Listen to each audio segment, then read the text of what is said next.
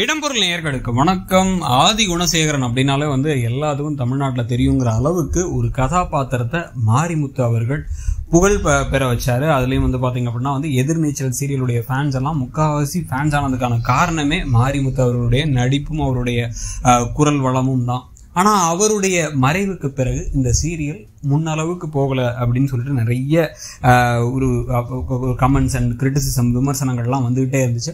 அது நம்மளுடைய இயக்குனர் திருசெல்வம் அவர்களுமே அதனால வெவ்வேறு மாதிரி இந்த கதைக்களத்தை கொண்டு போகலாம் அப்படின்னு சொல்லிட்டு புதுசு புது ஐடியாக்கள்லாம் கொடுத்தாலும் கூட முதல்ல கிடைச்ச அந்த ஒரு ஹை, அந்த மாரிமுத்து அவர்கள் இருந்தபோது கிடைச்ச ஹை அந்த சீரியலுக்கு திருப்பி கிடைக்கவே இல்லை அப்படிங்கிறதான் உண்மை.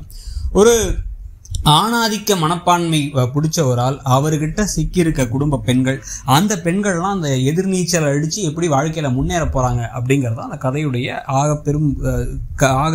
ஒரு மெயினான கருவாக இருந்துச்சு.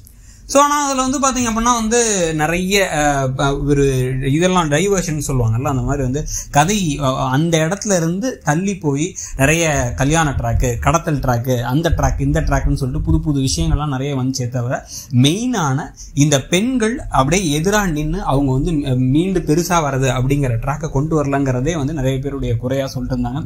கதை இப்போலாம் இழுக்குது. இப்போ புதுசாக வேலராமமூர்த்தி அவர்கள் வந்ததுக்கு பிறகு அவருடைய ஷெடியூல் கால் ஷீட் கிடைக்கிறது லேட் ஆச்சு. கொஞ்ச நாள் அவர் இல்லாமலே கதையெல்லாம் கொண்டு போயிட்டு இருந்தாங்க. நிறைய விஷயங்கள் இருந்துச்சு.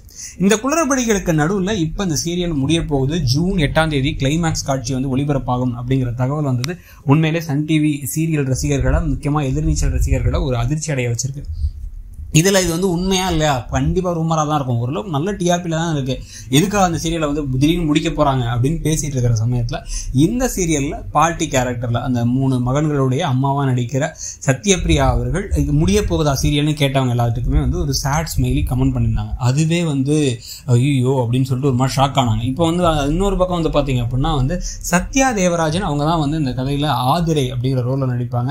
அவங்களுக்குமே நிறைய ஃபேன்ஸ் இருந்தாங்க. அவங்களே பார்த்தீங்கன்னா ஒரு ஸ்டேட்டஸில் என்ன போட்டிருக்காங்கன்னா அக்செப்ட் தட் திங்ஸ் எண்ட், அதாவது சில விஷயங்கள் முடியும் அப்படிங்கிறத ஏற்றுக்கிறதே நல்லது அப்படிங்கிற மாதிரி ஒரு ஸ்டேட்டஸ் போட்டிருக்காங்க. இப்போ அந்த ஸ்டோரி அவங்க இன்ஸ்டாகிராமில் போட்டிருக்கிறதுனாலையும் சேர்த்து இப்போ என்ன சொல்கிறாங்கன்னா கண்டிப்பாக சீரியல் முடிய போகுது அப்படிங்கிறது கன்ஃபார்ம் ஆயிடுச்சு அப்படிங்கிறாங்க. இதில் ஏற்கனவே ஒரு தகவல் வந்ததுபடி பார்த்தீங்கன்னா கிட்டத்தட்ட 10 to 12 சீரியல்கள் தயாரிப்பு ஸ்டேஜில் சன் டிவியில் வெயிட்டிங்கில் இருக்குது. அப்படிங்கிறதுனால இப்போ ஃபுல்லாக நிறைய சீரியல்களை முடிச்சு கம்ப்ளீட்டாக புதுசாக ஒரு சீரியல்கள்லாம் நிறைய கண்டினியூஸாக வரப்போகுது அப்படிங்கிறதுக்காக எதிர்நீச்சல் முடிக்க போகிறாங்களா, இல்லை வேறு எதுவும் பிரச்சனையா, இல்லை டிஆர்பி அவங்க எதிர்பார்த்த அளவுக்கு போகலைங்கிறதா, இல்லை ஒரு முன்னாடி ரொம்ப நல்லா இருந்த சீரியலுக்கு இப்போ ஒரு பேர் அந்த அளவுக்கு இப்போ முன்னளவுக்கு இல்லை, நிறைய பேர் இழுத்துட்டு போகுது, கதை ரொம்ப இழுக்குது, கதை ரொம்ப அருமையாக இருக்குலாம் நிறைய கமெண்ட்ஸ் வரதுனால நெகட்டிவ் கமெண்ட்ஸ்னால முடிக்கிறாங்களா அப்படின்னு பல கேள்விகள் இருக்குது.